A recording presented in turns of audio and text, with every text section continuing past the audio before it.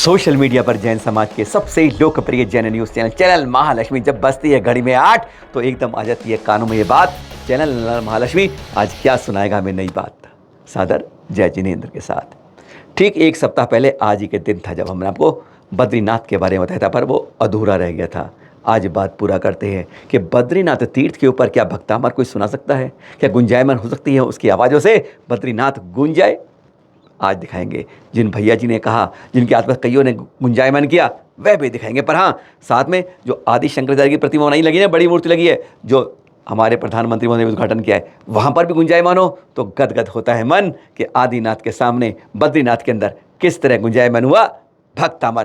पहले सुनाते हैं भैया जी से बात, उन्होंने जो हमें बताया चैनल महालक्ष्मी को एक्सक्लूसिव रूप से, और फिर सुनिए बद्रीनाथ में कैसे गुंजायमान हुआ। साथ साथ बैक टू बैक उस मंदिर में हमने भक्तामर बोला, बहुत आनंद किए और इतनी एनर्जी उस मंदिर की। वहाँ के लोग आग ऐसे नहीं गिरनार जी की तरह नहीं, हम भक्तामर बोले तो हमारा पूरा सपोर्ट किया, बस थोड़ी भीड़ भड़कता था। ऐसा नहीं कि गिरनार जी की तरह भगा दिया, ऐसा नहीं। मतलब भक्तामर जब अपने आदिनाथ जी की प्रतिमा देख रहे थे बद्रीनाथ में, तो भक्तामर बोल रहे थे, अन्य नॉन जैन भी वहाँ बैठे थे। नॉन जैन वहाँ बैठे थे और नॉन जैन वहाँ बैठे थे, उनको लग रहा है कि क्या है, कौन सा पंडित आ गया, कौन सी इतनी संस्कृत बोल रहा है। लेकिन वहाँ पे जैन भी तो होते हैं कि हाँ। वही समय होता है जब जैन होते हैं। तो जो जैन होगा वो मेरे साथ गुनगुनाने लग गया। अब उसको थोड़ा डर लग रहा है, जैन को रहे धीरे बोलो, कोई अपन को भगाने को बोले, कुछ नहीं होगा भक्तामर। फिर उसके बाद हम करते करते पीछे जहाँ पीठाधीश आदि शंकराचार्य की मूर्ति जहाँ पे लगी हुई है, वहाँ पे हमने बैठ करके लगातार 3 बार भक्तामर का पाठ किया। वो वीडियोज में कदाचिदुपयासि नराहुगम्य स्पष्टीकरोषि सहसा युगपज्जगन्ति नाम्भोधरोदर निरुद्ध महाप्रभाव सूर्यातिशायि महिमासि मुनीन्द्र लोके।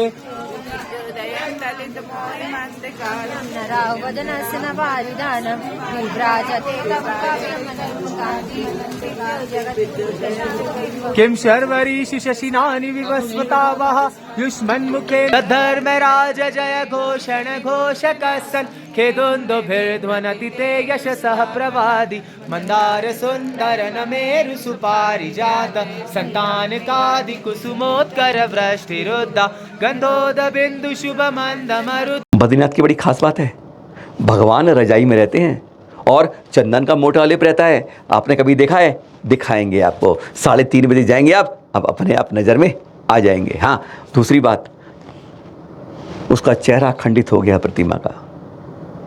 कहते हैं आज से 40 साल पहले ऐसा नहीं था, अब धीरे धीरे क्षरण हो रहा है या खंडित हुआ है प्रतिमा का। और साथ में महालक्ष्मी की प्रतिमा है, और जहाँ ध्यान से देखना आपको, उसमें आपको पारसनाथ स्पष्ट नजर आ जाएंगे।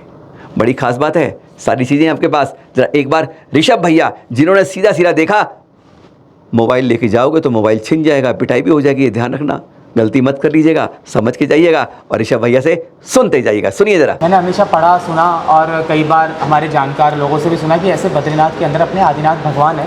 तो मेरे मन में भी आया और मैं बद्रीनाथ के लिए रवाना हुआ, हरिद्वार गया। हरिद्वार से सुबह मैंने बस ली और बस लेकर के चलता रहा, तो वहाँ पर कई जैनी श्रावक बैठे थे जो बार बार बातें कर रहे थे कि अरे हमारे तो आज तक कभी आदिनाथ भगवान के दर्शन नहीं हुए।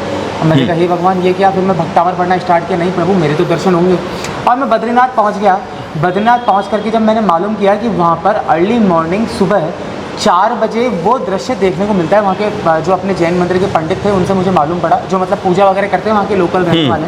तो मन का ठीक है, लेकिन वहाँ ऐसा होता है कि आप बिल्कुल देख नहीं पाओगे। तो मैं जैसे ही नमोकार मंत्र पढ़ के सुबह 3:30 बजे धीरे और मंदिर के नज़दीक पहुँचा, तो वहाँ पर 4300 रुपीज़ का एक महाअभिषेक पूजा का टोकन होता है, जो आपको पहले से उसकी एडवांस बुकिंग करानी पड़ती है। अभी तो जैसे कि अभी ये जो लास्ट टाइम चल रहा है, शायद अभी तो यात्रा बंद हो गई, अभी भी चल रही है, लास्ट टाइम है तो अभी भीड़ है। हाँ, उसकी बहुत पहले से बुकिंग हो जाती है।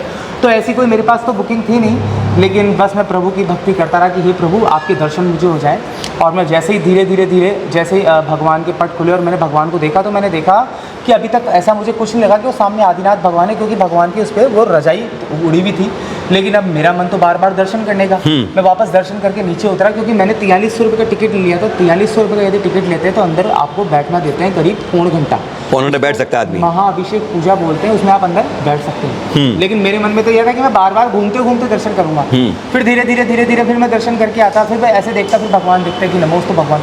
फिर वहाँ के जो महापीठाधीश आदि शंकराचार्य के जो वंशज हैं, उन्हीं को ये अधिकार है कि वो भगवान की प्रतिमा के हाथ लगा सकते हैं।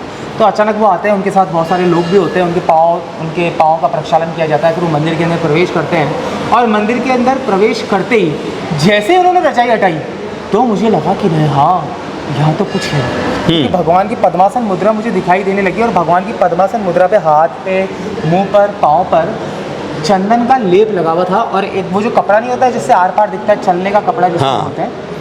तो मैंने कहा हाँ, ऑटोमेटिक मेरा दिल बहुत धड़कने लग गया कि मैंने कहा अब तो भगवान दिखने लगे, क्योंकि मुझे पद्मासन मुद्रा दिखी।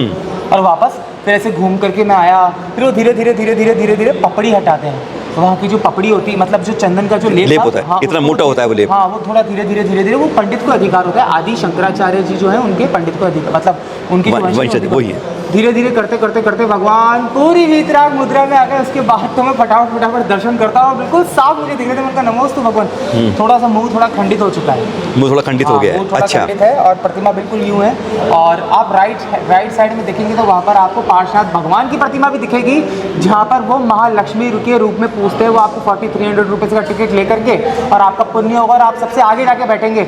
वहाँ मोबाइल बिल्कुल भी अलाउड नहीं। यदि आप मोबाइल लेकर के जाएंगे तो आपका मोबाइल यदि देख लिया तो आपका मोबाइल जब्त कर लिया जाएगा और आपको मारा भी जा सकता है, कोई बड़ी बात नहीं। पार्श्वनाथ जी की प्रतिमा है वो फन वाली है? हाँ बिल्कुल, नहीं वो जो मैंने आपको दी है उसकी फोटो में ले नहीं पाया वहाँ। हाँ। वो राइडर ने पार्षद भगवान, ठीक है। और वहाँ पे धीरे धीरे वहाँ से सारा लेप हटा दिया जाता है और डम डम की आवाज़ें आती है और वैदिक धर्म के अनुसार वह मंत्रोच्चारण किए जाते हैं और भगवान का अभिषेक होता है। वो अभिषेक मैंने देखे। और हाँ, ऋषभ भैया ने वहाँ जाने से पहले ना कि बद्रीनाथ में मैं 11 दिन रहूँगा, ये प्रण करके गए थे। लेकिन ऐसा क्या है वहाँ की, आज भी वहाँ पर इतनी एनर्जी है, विस्फोटक एनर्जी है कि आप 5-6 दिन से ज़्यादा उसको सहन नहीं कर सकते, उस विस्फोटक पावरफुल एनर्जी को। कहते हैं जैसे भगा देती है, बहुत हो गया। इस एनर्जी की कैपेसिटी होनी चाहिए जो संत मुनियों के अंदर होती है, इतनी कैपेसिटी होनी चाहिए। हमारी बात पे विश्वास क्यों करते हैं? ऋषभ भैया से पूछ लीजिए, जो 11 दिन का प्लान बना गए, छठे दिन वहाँ से लौट के आना पड़ा। क्यों? सुने। मैं सोच के गया था कि वहाँ पे 11 दिन मुझे रुकना है, लेकिन वहाँ की इतनी तेज पावरफुल एनर्जी थी कि मैं 5-6 दिन से रुक नहीं पाया। ऐसा लगा जैसे मानो वहाँ की शक्ति ने मुझे उठा करके बाहर फेंक दिया हो। वहीं पर ही थोड़ा दूर माना गाँव है, जहाँ पे मरु देवी माँ का कल्याण हुआ है।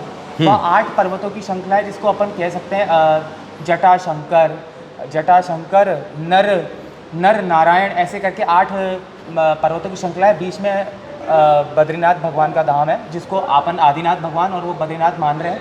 और ऐसे ऊपर जाके रास्ता जा रहा है, जहाँ पर एक चरण है, वो चरण भी शायद मरु देवी माता के ही मुझे लगे। बद्रीनाथ में कौन है ये आप अपने आप देख सकते हैं। पर हाँ, ऋषभ भैया ने ये एक बात आप सबके लिए कही, खास बात, आप भी दर्शन करने आइए। कब आइए, कैसे आइए, क्यों आइए, सीधा उन्हें सुनिए आप।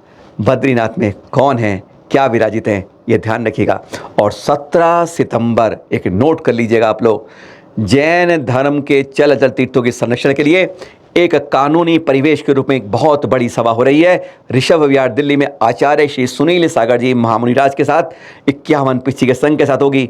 वह जो है जिसके अंदर कई देश के बड़े बड़े नामी वकील हमारी हर समस्या का निदान के लिए आएंगे। पर हाँ, पहले सुनिए ऋषभ भैया से क्या कह रहे हैं आपसे, एक बार सुन तो लीजिए। कुछ भी है जाइएगा जरूर, और 4300 रुपीज़ का टिकट लेकर के जाते हैं तो बहुत बढ़िया, नहीं तो आप बार बार चक्कर लगाइए और भगवान आपको ऐसे दिखेंगे आनंद करते हुए। राइट हैंड में पार्श्वनाथ भगवान की प्रतिमा जो महालक्ष्मी के रूप में, वो बिल्कुल मैं झूठ नहीं कह रहा, उसकी फ़ोटो मैं ले नहीं पाया क्योंकि इतना समय लगा था। तो मेरा मोबाइल जब तो जाता कोई बात नहीं, लेकिन कुछ गलत मेरे साथ ना होता, बस ये वाली बात।